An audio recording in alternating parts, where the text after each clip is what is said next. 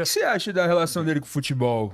No último domingo a gente teve um episódio que eu tava como repórter de campo em 2018 na festa do Palmeiras, no jogo contra o Vitória, e ali eu tava trabalhando. Naquela ocasião eu tomei uma bronca do meu, meu então chefe, o César Tavares, da Voz do Esporte, porque eu tentei uma vez entrevistar o Bolsonaro. E aí eu tomei uma baita de uma cotovelada do segurança dele. E aí eu pensei comigo, quer saber, eu vou entrevistar os personagens disso aqui, que são os jogadores do Palmeiras. Então eu entrevistei, pus o Lucas Lima no ar, coloquei fone nele, enfim. E de domingo a gente teve ele na Vila lá, sendo vaiado. E eu lembro em 2018 que ele rachou o estádio, né? Uns xingavam, mas muito mais ovacionava. O que você acha da relação dele com o futebol? Falava que era tão palmeirense, que era tão isso, aquilo. Eu também adoro camisas de time. Só não ando mais como você tá aqui. Hoje eu até expliquei fora do ar. Mas você sabe, obviamente a gente sabe quem é o Sampaio Corrêa, né? Sim. Às vezes sabe o Brusque por razões políticas mais do que outras, mas enfim. Mas, de novo, talvez o texto mais contundente a respeito de tudo aquilo fui eu que publiquei. Eu acho que aquilo, só sem querer te cortar, mano, eu acho que aquilo foi eu, como palmeirense, me senti, voltei pra casa triste, assim. Eu falei, caramba, mano, que mancha na torcida, na festa do Palmeiras ali, sabe? Então, eu vou tentar resumir. Eu vi muito palmeirense assim também, tipo, porra, que merda, olha o que esse cara fez. E eu vou tentar falar. Tentar resumir o longo texto que eu escrevi, foi até reproduzido no Diário do Centro do Mundo, tal, em órgãos mais à esquerda, mas deixa sempre muito claro. O que eu deixei claro, acho que no primeiro parágrafo do texto que eu publiquei à época no meu blog, na Folha de São Paulo, no UOL. Se minha mãe fosse... Porque ele tinha acabado de ser eleito. Tinha sido eleito. Ele era o presidente eleito, não tinha tomado posse, tomaria posse em 1º de janeiro, né, de 2019. Isso era dezembro de 2018. Eu falei, se a minha mãe fosse a presidente da República eleita, eu não queria que ela estivesse lá levantando o troféu com o elenco do Palmeiras. E já uma briga que eu tive com o André Sanches em 2009, com o Paulo Nobre em 2019, em 2015 na Copa do Brasil. Agora, qual que foi que eu também ia citar? A Leila e o presidente Castanheira, agora campeão do Paulista da Série A2. Tive a honra de escrever o livro do Centenário da Portuguesa, um dos que eu escrevi agora em 2020. Eu acho até que o presidente da federação estadual, da Federação Paulista, no caso, CBF, que seja Comebol, pode até entregar a taça para o presidente do clube, mas o presidente do clube tem que dar para o capitão, só o capitão levantar. Ok, tudo bem. Aí, logo depois, ele não levantou junto, evidentemente, né? Mas levantou depois com os jogadores. Cara, não é lugar nem do presidente do clube, e muito menos do presidente da República. Aí o pessoal fala, mas em 2009 o Lula na Copa do Brasil, no dia seguinte em Brasília. Que um conselheiro do Corinthians pode ir e foi parte do elenco. O Lula, presidente, não estava no Beira-Rio quando o Corinthians empatou em 2-2 com o Inter, ele foi campeão com o Tite, né? Com o Mano Menezes, o Tite era o treinador do Inter na época. É diferente. Nem Mussolini fazia isso. Quando ele foi campeão em 34 e 38, ele estava lá. Nem Hitler nos Jogos Olímpicos de Berlim em 36 estava lá. Né? Nem Laudo Natel, ex-governador da ditadura, presidente do São Paulo, embora sentasse no banquinho ao lado, no auge da ditadura militar, o Laudo Natel não levantava a taça. Zé Maria Marinho já tinha saído, pegava as medalhas, é diferente. Tal. Mas, cara, é outra história. Mas que história. Mas, enfim, o presidente eleito, eu repito, se fosse a minha mãe, não tinha que estar lá. Evidentemente não era o meu. Se fosse o Haddad, para dizer em quem eu votei no primeiro e no segundo turno, não podia estar lá. E mesmo, porque nem palmeirense é. Repito, se o presidente eleito fosse o Ademir da Guia, não podia estar lá. Se o presidente eleito fosse o Filipão, que era o treinador daquele Palmeiras, não podia estar lá. E o Filipão podia gostar dele como gosta, o Marcão maravilhoso podia estar lá. Quem quisesse podia estar lá e podia não estar. Mas o presidente da República eleito não podia estar lá. Até interessante que o Bolsonaro é um dos poucos presidentes da história do Brasil que tem identidade com o futebol. Essa coisa maluca do futebol brasileiro e da presidência. Pouquíssimos presidentes gostam de futebol. Você pega... O Getúlio Vargas não sabia o que era bola e foi o primeiro a pegar o boom. Ele era ditador do Estado Novo em 38.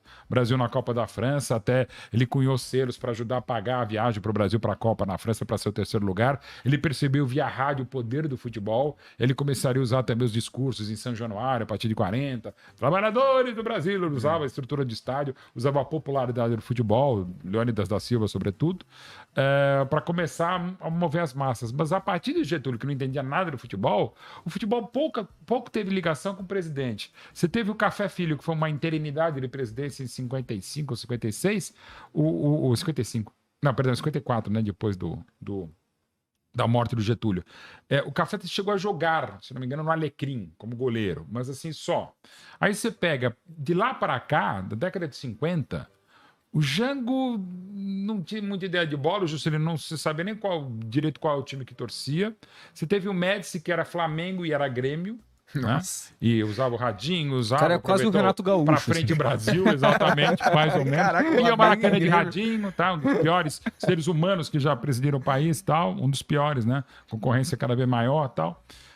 O Médici tinha isso aí. O Figueiredo, o último da ditadura, era Fluminense, Grêmio, e em São Paulo era Corinthians, né? E, aliás, ele, se não me engano, foi o único clube que ele foi o Corinthians. Ele tomou posse em 15 de março de 79. Acho que no banquete do Corinthians de aniversário, 1º de setembro de 79, o Figueiredo foi ao banquete e ganhou uma camisa do então presidente do Corinthians, Vicente Mateus, do Sócrates. Olha. Justamente que lideraria, junto com o Casagrande, um movimento maravilhoso que foi a democracia corintiana. Mas o Corinthians deu a camisa do Sócrates para o presidente Figueiredo, porque o Vicente Mateus era a favor da Revolução. Tanto é que quando o Corinthians recebeu o terreno, onde hoje está o estádio em Itaquera, ele recebeu de Olavo Setúbal, prefeito biônico de São Paulo, Paulo Egídio Martins, governador biônico de São Paulo, corintianos, Ernesto Geisel, que não sabia para quem torcia, que foi entregar em Itaquera, e o discurso do Vicente Mateus era totalmente favorável à Revolução de 64, e isso já começava a anistia ampla, geral e restrita no final do governo Geisel em 78. Isso tudo eu também estou falando um pouquinho agora para falar essa coisa que os líderes dos clubes são de esquerda, de direita, são centro-políticos. Os clubes não. É uma bobagem falar Lazio da Pompeia. Primeiro, com desrespeito a Lazio, a grande torcida da Lazio, ainda que tenha vínculo com o fascismo, mas dizer que o Palmeiras é o Lazio da Pompeia é uma sacanagem. Até porque quando houve a Revolução de 64, né, o golpe de 64, eu aprendi Revolução, porque foi durante a ditadura, mas o golpe de 64, um clube botou um anúncio gigantesco em alguns jornais quando o Castelo Branco assumiu. E foi o Corinthians do Vadielu, que viria a ser a partir de 66 deputado estadual pela Arena, que era o partido do governo, e fez uma rede no interior de São Paulo muito grande, e foi um dos irresponsáveis, junto com José Maria Marim, para a prisão do Vlado 10 anos depois, em 76, a prisão e a morte, o suicídio, ele que foi suicidado nas dependências do DOI-CODE, o Vladimir Herzog. Então, o Matheus, com que eu tinha, aliás, tanto ele como a Marlene, uma relação maravilhosa, no começo da minha carreira como jornalista esportivo, o Matheus ganhou da ditadura, do final da ditadura, o terreno de Itaquera. O Vadielu fez um anúncio público defendendo os ideais da ditadura e a posse do primeiro presidente Castelo Branco. E o Corinthians é ditatorial? O Corinthians era a favor da ditadura militar? Claro que não. Não. O próprio Gaviões da Fiel surgiu contra o poder do Vadielu, em nome da democracia, foi fundamental também no movimento das diretas já. Mas, cara, eram líderes. Vadielu, Vicente Mateus. Como o Palmeiras teve líderes fascistas ou de direita, como outros do São Paulo, tem gente do São Paulo que também, ligada ao São Paulo, que participou, se não na Operação Bandeirante, mas naquele IPEA, que era um instituto de pensadores para a Revolução, para o golpe de 64. Então, assim, você não pode dizer que um clube é ditatorial, ou só ditatorial, ou um clube que é plenamente democrático. A democracia corintiana é maravilhosa. Tem um documentário fantástico do Pedrinho Asberg, querido companheiro meu, cineasta carioca, que é a Democracia em Preto e Branco, um filme maravilhoso. Sim. Eu tenho a honra de ser um dos poucos não corintianos que dá depoimento do filme. Porque a democracia corintiana vai muito além do Corinthians. Ela é fundamental para o Brasil. E se baseava num time fantástico, aquele timão bicampeão paulista de 82 e 83, e que só não ganhou mais coisa porque havia naquele momento o Flamengo fantástico, teria o Fluminense de 84 que eliminou também, tinha o Grêmio muito competitivo, então o Corinthians não ganhou em nível nacional o que poderia, ou até mesmo levaria uma Libertadores, porque tinha um dos maiores times da história e também ancorado num processo fundamental para o país, mais do que para o próprio Corinthians, foi a democracia corintiana. Então, se você dizer que o Corinthians é só democrático, não é. O Palmeiras é só ditatorial, ou de direita, ou fascista, é um absurdo.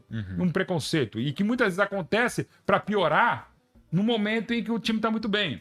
Tem um pessoal inominável do bonde do Che, que vem com alusões o tempo inteiro falando sobre o Palmeiras, sobre essa coisa ditatorial. É bizarro. Um negócio bizarro, assim. De novo, dar munição para quem quer achar que é esquerdalha, socialista de iPhone, esquerdopata, esquerda caviar e um monte de bobagem que se fala à esquerda. Não é todo mundo, como eu, que é de esquerda, que é comunista. Como não é todo mundo que é de direita, conservador, que é fascista. Exato. Pode até votar em fascista, pode até votar em comunista.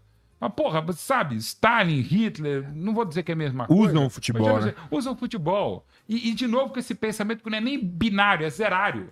Ou é preto, ou é branco, ou é verde, branco, ou é vermelho e preto. A gente tá muito nessa discussão. É demais, em tudo. E acaba infestando o futebol. Tô falando muito sobre isso aí, porque em um momento acho que a gente tem que falar, tem que falar. minimamente sobre isso. Exatamente. Faz parte disso.